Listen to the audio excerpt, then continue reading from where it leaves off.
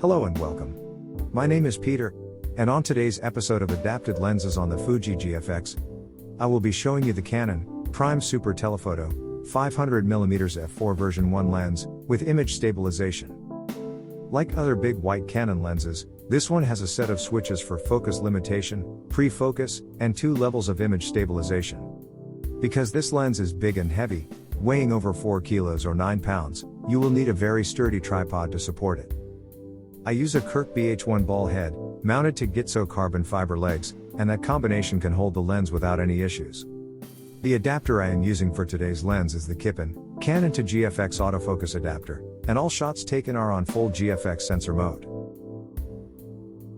First, I want to show you how well the autofocus works on this lens in combination with the adapter and GFX. I had originally planned to test this lens out on some deer, but the extreme cold meant that I had to change plans, and run this test out of an open window from inside. I found the autofocus worked well for me. It focused on the target quickly without hunting. Granted, this was tested under basically ideal conditions with how clear and sunny it was outside.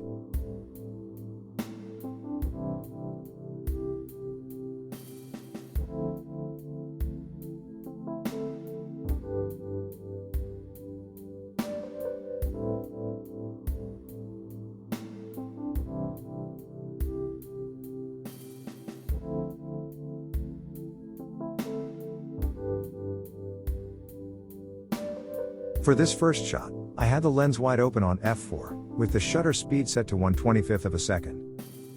The picture turned out incredibly sharp, with very nice color reproduction. And while the corners of the image are dark, on this type of shot I don't think it distracts or takes away from the final product.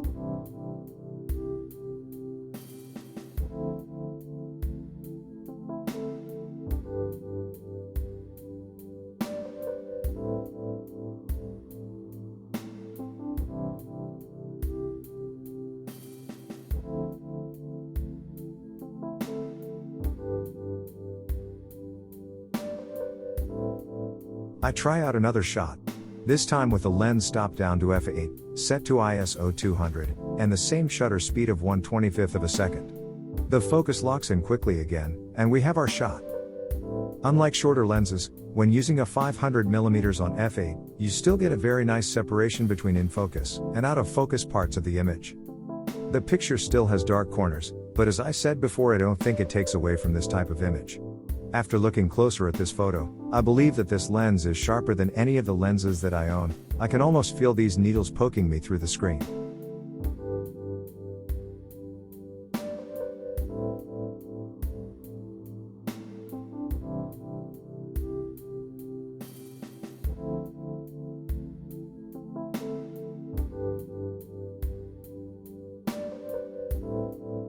For this last image, I thought I'd try out using the lens handheld, with image stabilization turned on in position 2. I used the minimal focus distance while focusing on the subject's eyes. The lens was wide open on f4, set to ISO 3200, and the same shutter speed as before, 1/25 of a second. The image is sharp and I was surprised with how well the image stabilization worked, allowing me to use a slower shutter speed than I would have thought possible on a long telephoto lens. If you are shooting landscape or other styles that want to avoid dark corners, the knowledge that they happen on full sensor mode will drive you to create a more central composition than you otherwise would, to give yourself the leeway to crop them out in post-processing.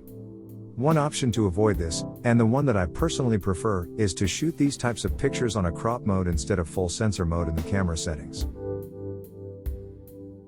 If you are looking for a prime, autofocus telephoto lens on the GFX, your options are Nikon, Canon, or Sigma.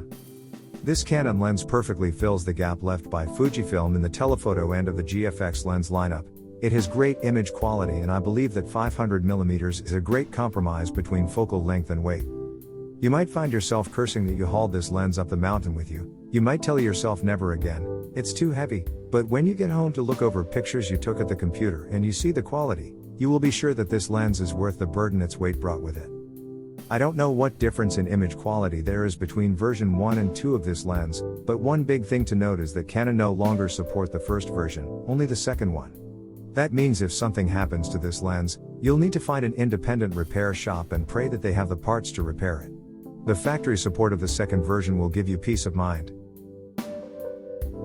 Lots of people have contacted me lately, wanting to see some longer telephoto lenses on the GFX. Please let me know in the comments what lens you use, or want to use on GFX. Today's video also used a different screen recorder than usual, and I hope you could see an improvement in quality there. If you want to help me out, please consider subscribing, leaving a comment, and pressing the like button if you like the video. Hope you enjoyed this episode. Thanks for watching. I hope you have a great rest of your day, and to see you next time.